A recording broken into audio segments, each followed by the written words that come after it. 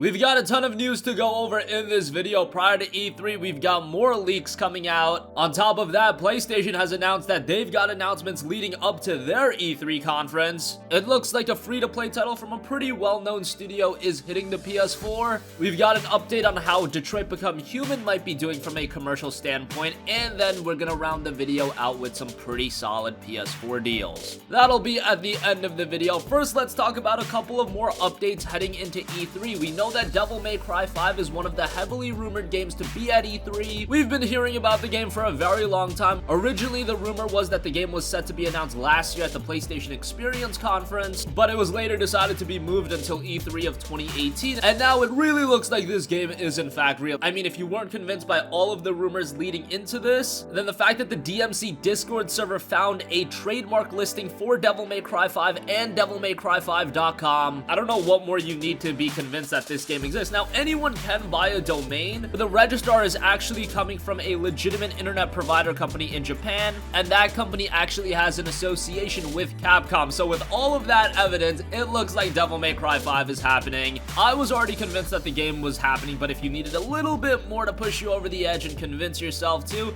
I think this does the trick. Also, we did see an update to the domain for Resident Evil 2. We do know that a Resident Evil 2 remake is in the work, and that remake will probably be shown off hopefully at E3. This is a game we've been waiting for a while. Some gamers even went as far to think that it just got canceled. No, it looks like it's still very much in the works, and hopefully we finally see some more content for it, because Resident Evil 2 is widely regarded as one of, if not the best RE titles. Moving on from that, we've been talking a lot about E3, and we're not gonna stop because E3 is the biggest event for gamers of the year in terms of announcements, gameplay, all that good stuff. And of course, Sony and PlayStation are gonna have a big focal point at E3, and the official PlayStation Twitter account tweeted out this: "The hashtag PlayStation E3 showcase is just 1 week away, and we're starting the announcements early. Tune in each morning starting this Wednesday at 8 a.m. Pacific time." So we're gonna have announcements leading up to the PlayStation E3 conference starting Wednesday at 8 a.m. and this is for PlayStation's countdown to E3 2018.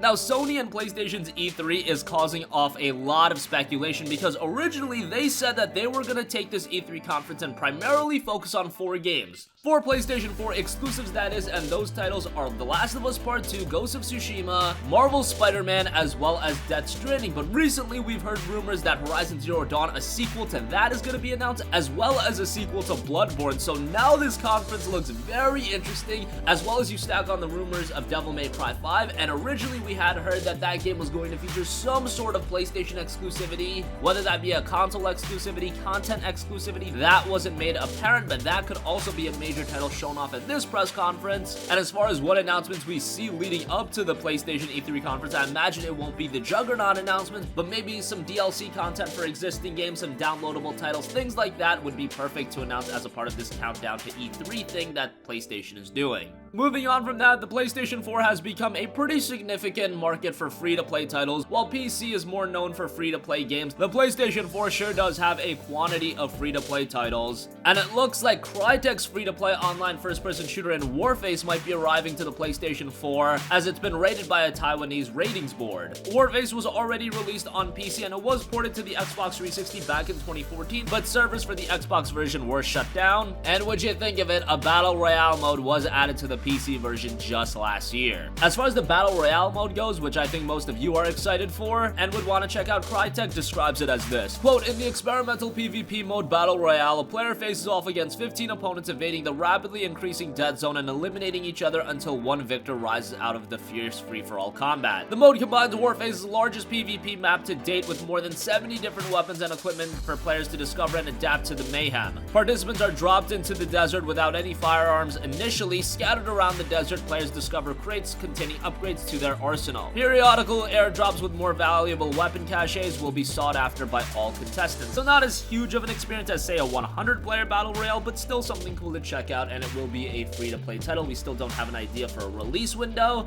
but usually when a game gets rated by one of these ratings boards, it does come to fruition, so stay on the lookout for that.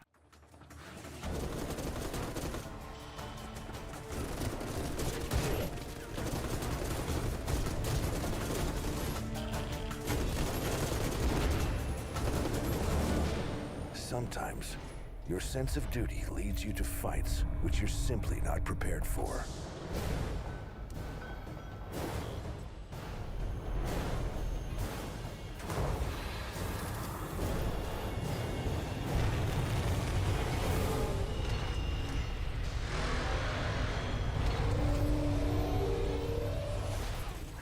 Moving on, Detroit Become Human was released last month, and while it didn't have looked to reach the commercial and critical success of, say, God of War, Detroit Become Human is looking to have done very well for itself. Currently, the game is sitting at a very respectable 79 on Metacritic, and the co-CEO of Quantic Dream tweeted out this, quote, "After week 1, Detroit PS4 has become Quantic Dream's most successful release so far by all accounts, but what gives us the most joy are the incredible fan arts, cosplay, songs, and player reviews, hashtag for the players." That's pretty surprising to me, as while Detroit Become Human is getting a pretty solid reception, Heavy Rain also got an incredible reception, and I would have imagined that that game would have done better than Detroit Become Human, but at the same time, Detroit was released on the PlayStation 4, and at this point, the PS4 has a far bigger user base than the PlayStation 3 had in 2010 when Heavy Rain was released, so it kind of makes sense in all accounts, and I don't think there's been any time in history where PlayStation exclusives have been heralded to what they are now, so just on the basis of a game being released as a PS4 exclusive, I think gives it a notch above just every other release, as weird as that sounds. There's that credibility and expectation of quality attached to PS4 exclusives right now, and that's a credit to Sony and what they've built. But good to see that Detroit has done pretty well. I have come to tell you that you can be your own masters. I've come to tell you that you don't have to obey them anymore. Get away! Fight Jericho! I know someone who can help you.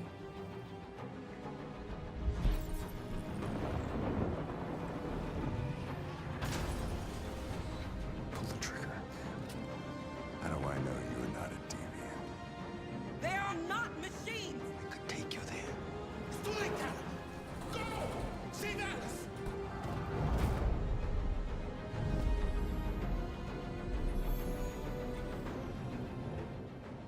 And finally, I want to round out this video by taking a look at some pretty good PlayStation 4 game deals. These both come from Best Buy, so if you have a GCU subscription intact, you will get 20% off. Unfortunately, they don't offer it anymore, which absolutely sucks, but these deals are still pretty good. Yakuza 0, the standard edition, is down to $29.99. This is a game that's really retained its value, even being released 17 months ago. It's still quite expensive. I mean, $29.99 for a 17-month-old game, I consider that pretty expensive. I know we have GTA 5, which at this point is nearing 4 years old and is still going around this price, but that's kind of an anomaly. And Yakuza 0 is a game that's retained its value, but it's absolutely worth the $29.99, and it's a great entry point for the franchise as it is a prequel to the very first Yakuza title, and if you do have your GCU subscription, you'll get it for only $24.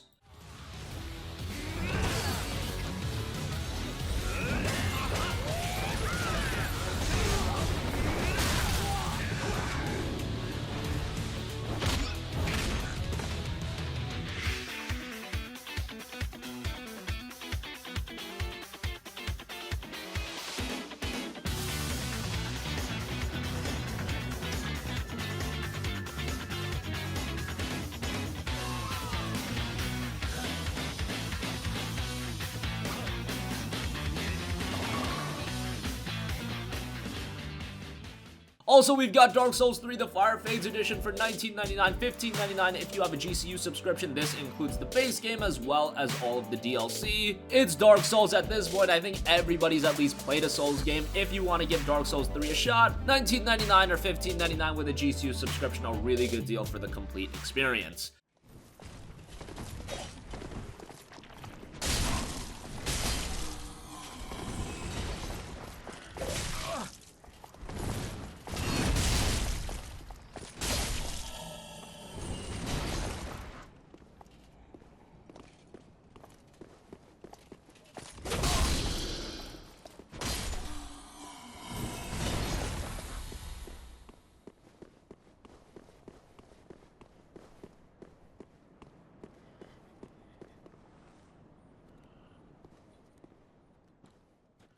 That is going to conclude this video. It looks like Devil May Cry 5 is coming. A domain has been registered. Resident Evil 2 Remake has gotten its domain updated, so hopefully we see that at E3 as well. PlayStation has got announcements lined up until their E3 showcase. Those will be beginning on Wednesday at 8 a.m. Pacific time, so stay tuned for that. We'll be sure to cover them. Crytek's free-to-play title in Warface has been rated by a Taiwanese ratings board, and it looks to be arriving onto the PlayStation 4, so that's pretty exciting. It looks like Detroit Become Human has done very well. It's Quantic Dream's most successful release so far, and even if you're not the biggest fan of Quantic Dream's title, a game doing commercially well is always appreciated. And finally, Yakuza 0 the Standard Edition available for $29.99. Dark Souls the Fire Fades Edition available for $19.99. If you still have your GCU subscription, of course, 20% off on top of that. The links to those will be in the description box down below. Sound off with all of your thoughts in the comment section down below. Thank you for watching, and goodbye.